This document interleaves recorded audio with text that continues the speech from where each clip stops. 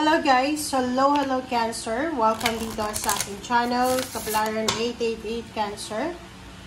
This is general reading, so pwede kang makaresonate. Cancer, alamin natin kung anong messages, vibration, gabay energy para sa lahat. Weekly tarot reading to para sa lahat ng Cancer. So tingnan natin kung anong message para sa iyo. And please connect your intuition sa barahan na lalabas. Okay, Starseed. What lights you up? Okay.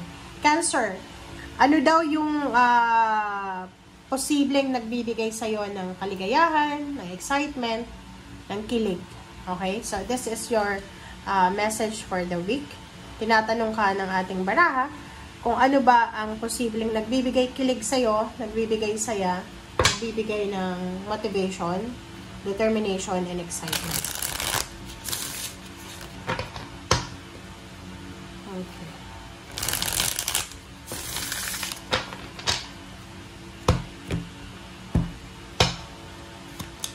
Okay, first card natin is King of Swords, Six of Swords, King of Wands, so dalawa yung kings natin, Cancer, Two of Pentacles. Oh, wow! So, i-groupings nga natin, guys, kasi ang dami mong empowerment to, guys, eh. Sobrang ganda. You have 3 kings. 3 kings. Tingnan mo. This is about knowledge, about being wise, being intelligent. King of Wands, trabaho sa emotion. So, nakikita ko sa'yo dito, Cancer, na posibleng 3 lalaki, 3 powerful na individual ang makakaharap mo sa linggong ito. It's either air signs, Gemini, Libra, and Aquarius. Maybe this is matalino siya. It's either attorney, doctor, teacher, or kung sino man siya. King of Wands, maybe this is your boss. This is your employer. This is the head of the company, CEO. King of Cups, this is maybe your father figure, your tiyuhin, or family members. Maybe this is your brother, older brother mo. Okay. So, sa 3 cards na yan, sa 3 kings na yan, sinasabi sa'yo na posibleng kung ano man ito na, kasi ang tanong sa'yo dito is what lights you up. Possible na ang nagbibigay ng saya, nagbibigay ng kilig, ng motivation sa'yo is all about chismis. Maybe lang. Hindi naman natin sinasabing yan. Kasi, what lights you up eh? It's either, yun, di ba? May mga taong gano'n na pag may mga bagong chismis na dumarating, sobrang parang vitamins yun sa katawan eh. It's either chismis, good news, it's either information, or balita. Balita sa TV, international news, or ano pa man. O sa ganun, mga information, mga intellectual na information. Next is King of Wands. Isa sa mga possible na nagbibigay sa'yo ng kilig is yung pumasok sa trabaho. Kasi parang responsable ka, parang importante sa'yo yung pera, ganyan. Kailangan mong kumita, so kailangan mong maging excited everyday na gumising because you have job. And next is King of Cups, emotion. Maybe kung babae ka na Cancer, yung asawa mo, yung boyfriend mo, yung kung sino man na mahal mo sa buhay, ang posibleng nagbibigay ng liwanag sa buhay mo. Okay. Dito sa barahang to, plus 2 of Pentacles, 6 of Swords, meron ditong Cancer na siya ay magkakaroon ng several choices. Choices between, like, parang ang dami mong makukuhang information about jobs. Yung parang ganun. Marami kang connection. Or maraming mga tao ang posibleng magdadala sa'yo ng balita, magandang balita, para maging maganda yung buhay mo. Dito sinasabi, kasi 3 king siya, tapos may 6 of Swords, may possibilities dito na meron ditong Cancer na kayo ay makakatanggap ng salary increase, promotion sa trabaho, higher salary, higher position. Empowerment Authority. Okay. Thank you. Let's clarify kung ano yung message na yan.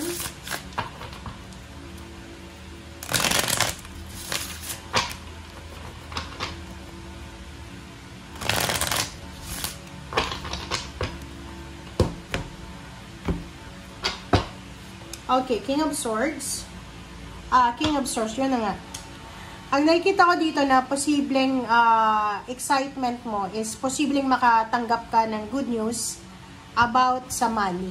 Diba? Information about sa money.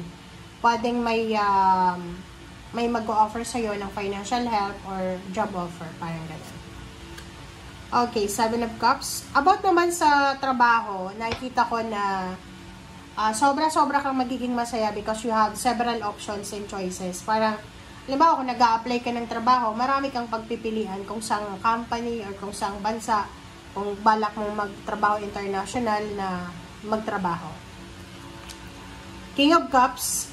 King of Cups is 10 of Swords. So, nakikita ko sa'yo dito na isa din sa posibleng magbibigay saya sa'yo sa ngayon is kung meron kang mga emotional problems, may mga problema ka na pinagdadaanan sa pamilya, sa emotion, relationship, posibleng ma-control mo siya sa linggong ito or kung pwedeng matapos na.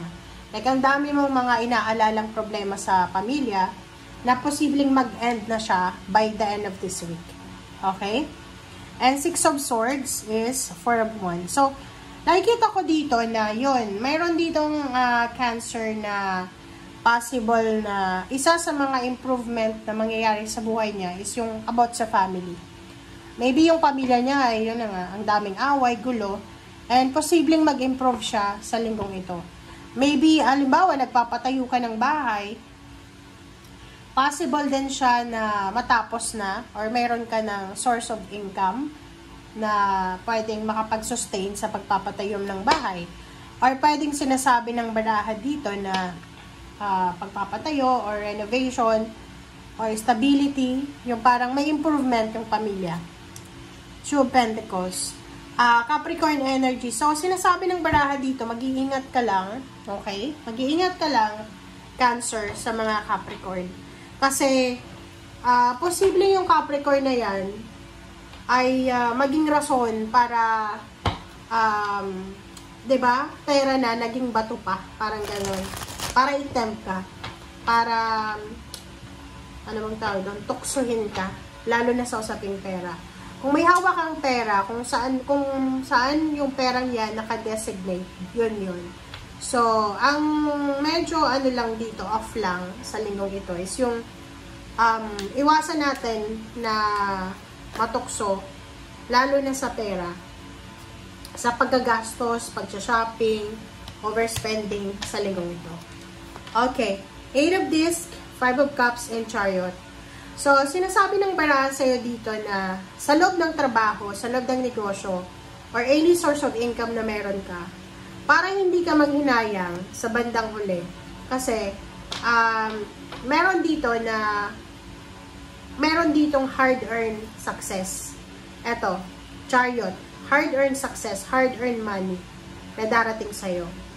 Pero, kung magiging tamad ka, diba, parang halimbawa, pag hindi ka naging seryoso sa ginagawa mo, panghihinayangan mo to, na success na to. So, sinasabi ng baraha sa'yo dito, Cancer, na kung gusto mong maging maganda, ang buhay financial mo, you need to work harder, okay? And you need to have self-discipline. Kasi, sayang to eh. Parang sinasabi ng baraha na isa sa mga pwedeng maging problema, yun nga, kasi may the devil, is tamarin ka sa linggong ito, huwag kang papasok, kung huwag kang papasok, wala kang sweldo, kung may negosyo ka, palaging sarado yung tindahan mo, walang papasok na pera, so, ano yung hard-earned money dyan, di ba, wala, so, manghihinayang ka, so, you need to be intelligent, di ba, maging matalino ka daw, okay, iwasan mo yung tukso, iwasan mo yung mga triggers na yan. Okay? Nakikita ko sa'yo dito na meron na posibleng offer of job offer. It's either international or local lang, nasa Pilipinas. Pero, kailangan mong umalis. Like, for example, nasa probinsya ka, you need to go to Manila or Luzon, Visayas, Mindanao na city. And, kung hindi mo daw yung tatanggapin yung offer na yan, maybe 5 months from now, pagsisisihan mo. So, maybe, anong tawag dyan? December. Pagdating ng December or January, especially during December, di ba? Kailangan mong pera para sa Pasko, sa New Year, kung may mga anak ka, apo, pwedeng manghihinayang ka. So, from now, sinasabi ng barahan na kung ano yung gagawin mo simula ngayon, until December, kailangan na sigurado ka. Kasi pag hindi ka sigurado, magsisisi ka by the end of December. Okay? Especially sa Pasko. Thank you guys. Bye!